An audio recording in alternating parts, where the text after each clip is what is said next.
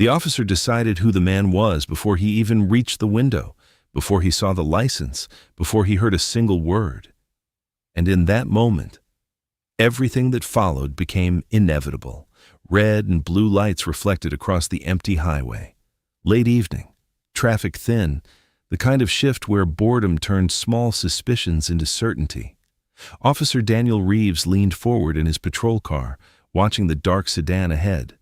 Clean vehicle, steady speed, no obvious violations. But something about it had caught his attention. Or maybe something about the driver had. He pulled the car over anyway. Routine, he told himself. Just a quick check. Nothing serious. The sedan slowed smoothly, signaling early, pulling safely onto the shoulder. No hesitation, no panic. That should have reassured him. Instead, it made him more suspicious. Reeves stepped out slowly, hand resting near his belt, eyes already narrowed. He approached the driver's side window and tapped once. The glass lowered calmly. The driver looked up, composed, quiet, watching. "License and registration," Reeves said. No greeting, no introduction, just command. The driver nodded politely. "Of course, officer." His voice carried calm confidence.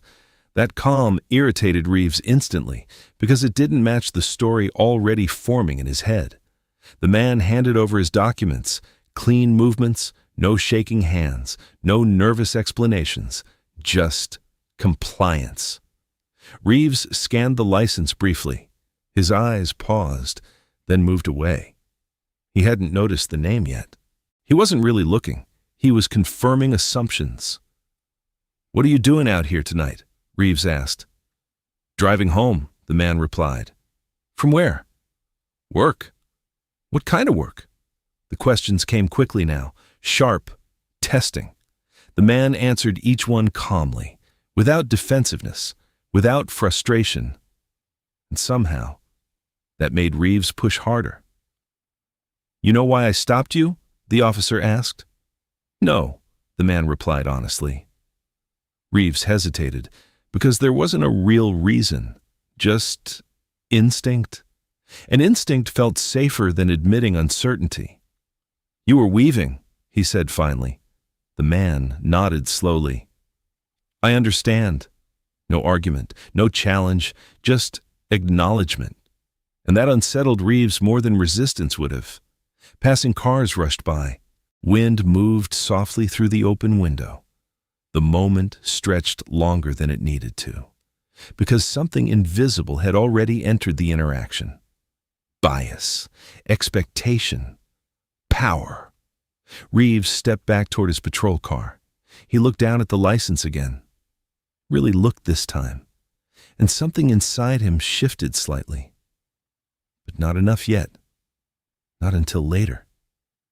Because sometimes, regret doesn't begin with one decision. It begins with 1,000 small assumptions made too quickly. And this stop was only just beginning. Officer Reeves sat back in his patrol car, the hum of the engine filling the silence. The flashing lights painted the dashboard in shifting red and blue. He looked down at the driver's license again. Name, address, occupation field. His eyes paused there, then moved away quickly. Not because he understood yet, because he didn't want to. Through the side mirror, he watched the man waiting calmly in the sedan, hands resting visibly on the steering wheel. Exactly as instructed, no sudden movements, no signs of impatience, just quiet patience. And something about that patience irritated him. Dispatch crackled through the radio. "Plate comes back clean, no wants or warrants." Reeves exhaled slowly. Routine stop. Nothing suspicious, nothing illegal. He could have ended it right there. Most officers would have. But instead, he stepped out again. He approached the window slower this time, studying the driver more closely. "Step out of the vehicle," Reeves said. The words landed heavier than before. The man blinked once. "Is there a problem, officer?" "I said step out." No explanation, just authority. Passing headlights swept across both of them as the man opened the door calmly and stood. Tall, composed. He kept his movements slow and visible. "I'm cooperating," he said gently. Reeves nodded curtly. "Turn around." The man hesitated, not refusing, just confused. "May I ask why?" Reeves's jaw tightened. "Because I told you to." The air grew heavier, tension rising without anyone fully understanding why. The man turned slowly, hands visible. Reeves patted him down quickly. No weapons, no resistance, nothing unusual. And yet, Reeves still didn't stop. "What's in the car?" he asked. "My briefcase. Personal items." "Mind if I take a look?"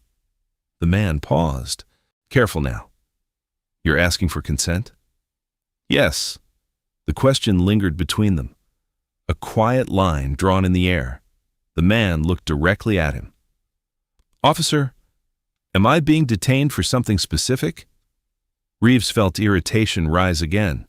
He hated calm questions. They felt like challenges. "Answer the question." The man remained respectful. "I would like to understand the reason first." Passing cars slowed slightly, drivers curious about the flashing lights. The scene felt larger now, heavier, like something important was unfolding beneath the surface. Reeves exhaled sharply. "You fit a description." The words came quickly, too quickly. The man nodded slowly. "I understand." But something in his eyes changed, not fear, not anger, recognition. "Officer," he said calmly, "may I know what description?" Reeves didn't answer immediately, because saying it out loud would make it real, and he didn't want to hear it. Instead, he walked toward the passenger side door, opened it without waiting. The man watched silently. No resistance, just observation. Reeves searched quickly. Papers, laptop bag, nothing illegal, nothing suspicious, just ordinary items. Except one folder, thick, professional, marked with an official seal.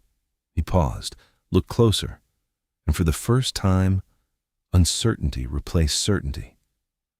Because sometimes, the moment regret begins is the moment someone finally looks at what they ignored before.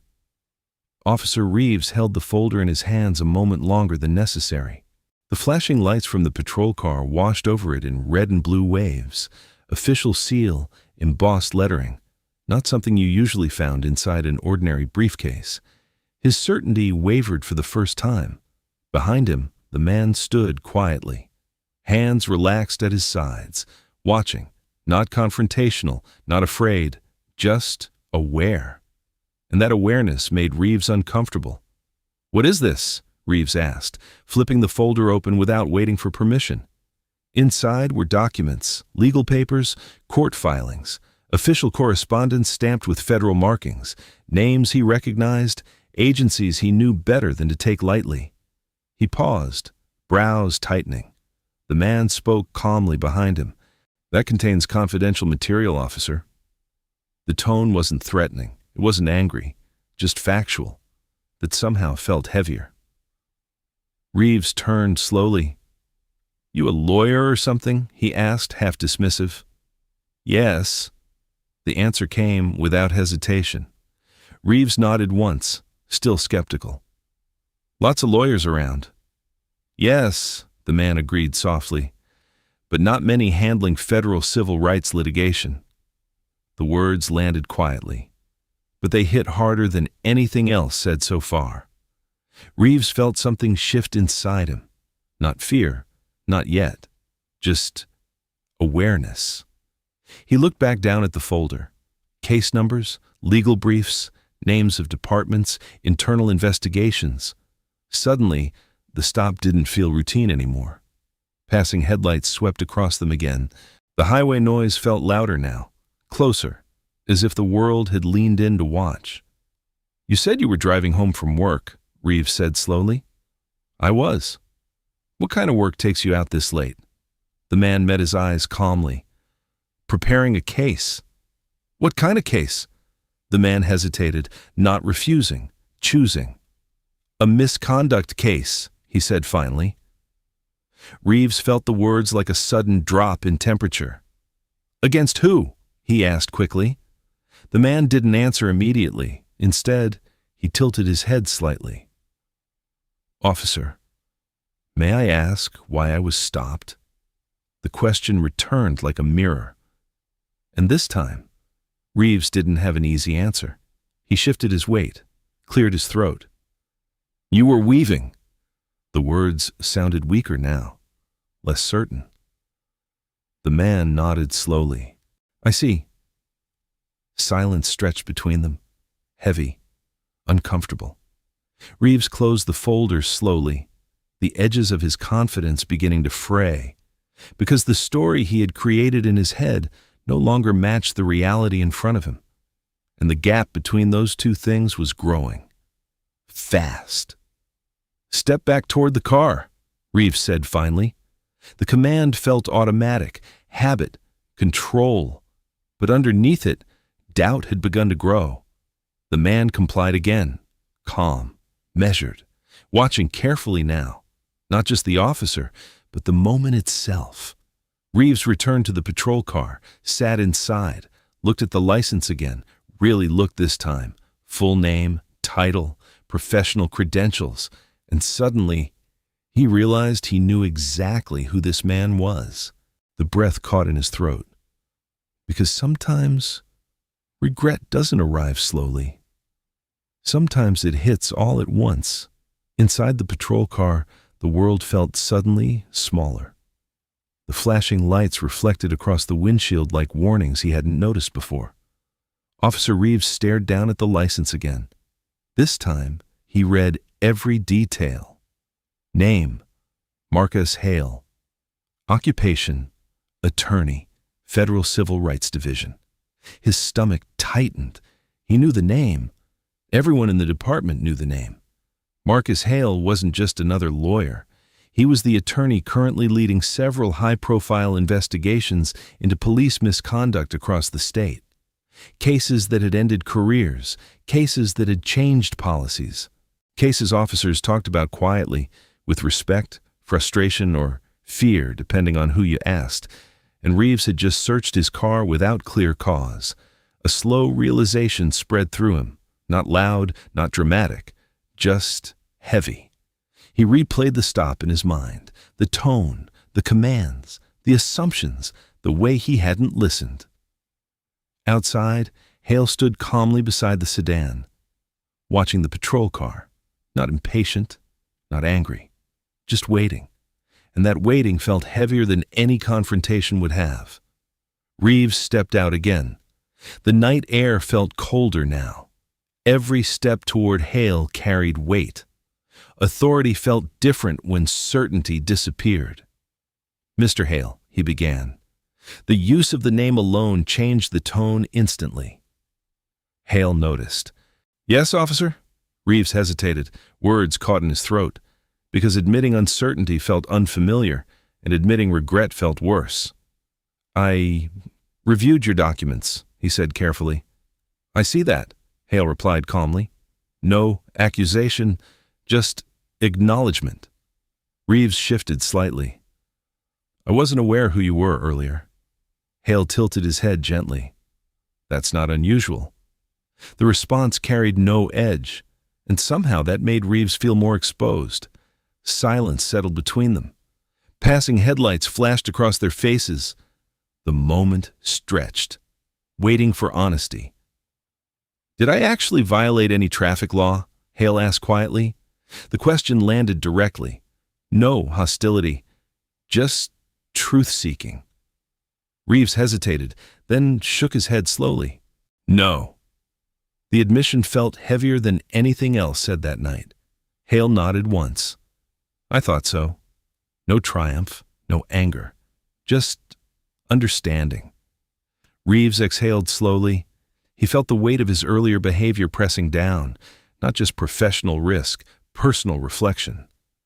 Because now he could see the pattern clearly, the assumptions, the tone, the unnecessary escalation. I'm going to return your belongings, Reeves said.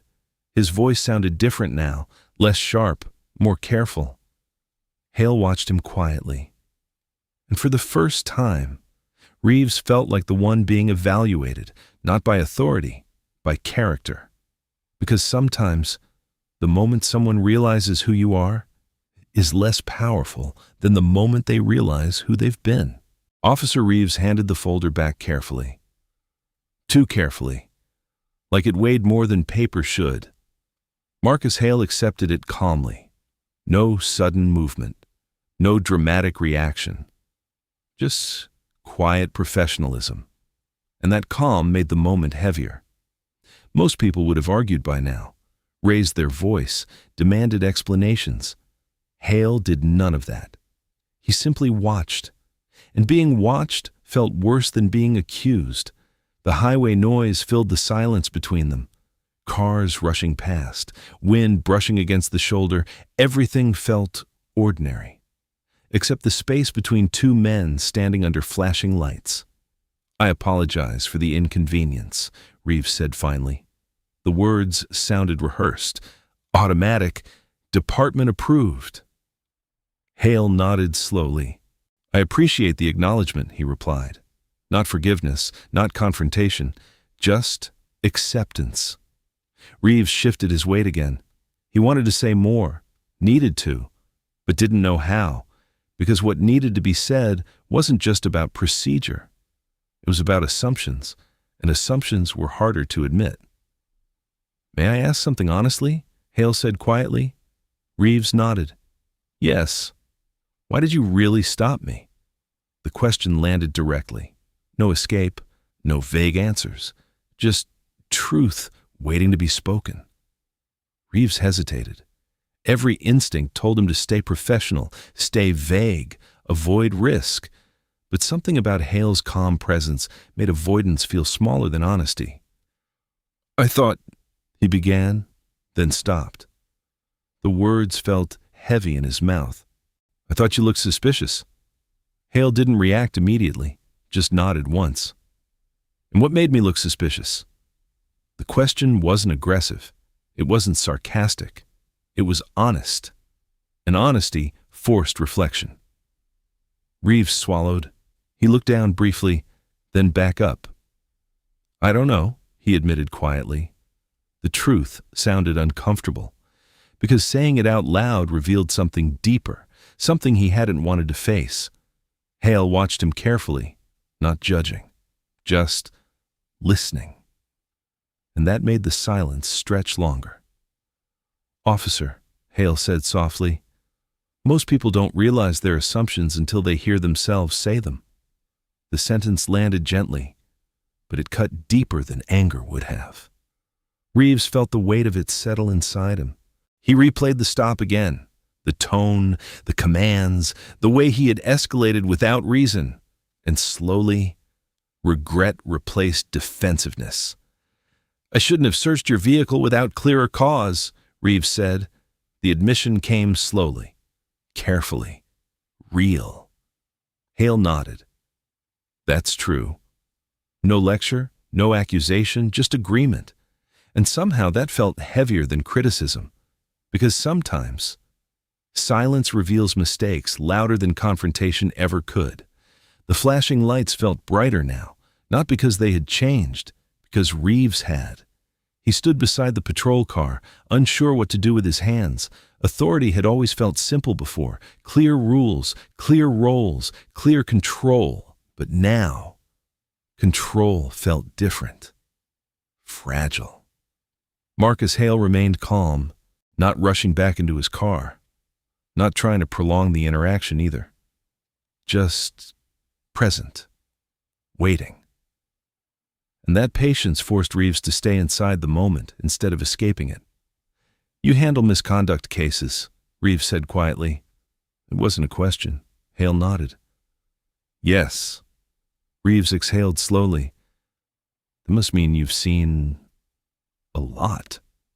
I've seen people, Hale replied. The answer surprised him. Reeves expected something harsher, something accusatory. Instead, he received something human. What do you mean? Reeves asked. Hale considered his words carefully. I've seen good officers who made poor decisions, he said. I've seen bad officers hide behind good ones. The words landed softly, but they carried weight. Reeves felt something tighten in his chest, because for the first time, he wasn't thinking about department policy. He was thinking about himself. You think I'm one of those? He asked quietly. Hale paused. The silence stretched, careful, respectful. I think tonight gave you a chance to decide that, he said finally. The answer left no room for defensiveness, only reflection. Passing headlights illuminated Reeves's face. He realized how quickly he had escalated earlier, how little evidence he had needed, how strongly he had trusted instinct over fairness, and for the first time, he saw it clearly. I've made hundreds of stops, Reeves said slowly. Most of them routine, Hale nodded. And this one wasn't. No.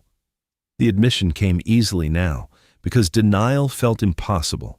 Reeves rubbed the back of his neck. I didn't even notice your credentials at first. Hale tilted his head slightly. That's understandable. Reeves frowned.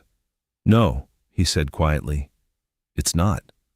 The words surprised both of them, because they carried something deeper. Honesty. Silence settled again, but this time it felt different, less tense, more reflective. I treated you differently, Reeves admitted. The sentence felt heavy. He hadn't said the word yet, but it hung between them anyway. Hale didn't rush to fill the silence. He simply waited, and that waiting gave Reeves space to continue. I didn't realize it at the time, Reeves said, but I see it now. The confession landed softly. No dramatic emotion, just truth. Hale nodded once. That's where change begins, he said. The highway continued rushing past them, unaware, unchanged. But inside the small circle of flashing lights, something had shifted permanently. Because sometimes regret isn't loud. It's the quiet moment when someone finally recognizes the version of themselves they didn't want to see. The night felt quieter now, not because the highway had slowed, because the tension between them had changed. What began as control had become reflection. What began as authority had become accountability. Officer Reeves stood beside the car longer than necessary. Normally, this would be the moment he returned to his patrol vehicle and ended the stop quickly.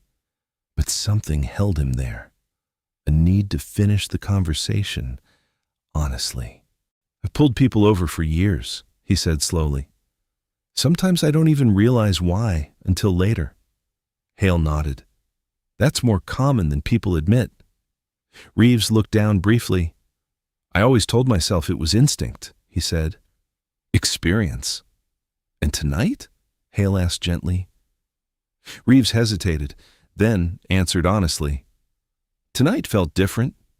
The admission hung in the air, heavy, unavoidable. I didn't see you as a person first, Reeves continued. I saw a possibility of trouble.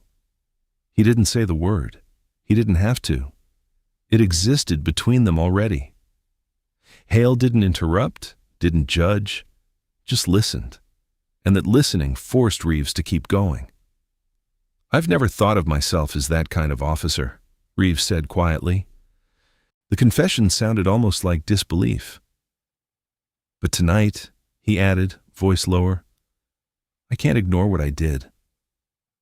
The words felt final, irreversible. Hale spoke carefully. People rarely see themselves clearly in moments of comfort, he said. They see themselves when something challenges their certainty. Reeves nodded slowly.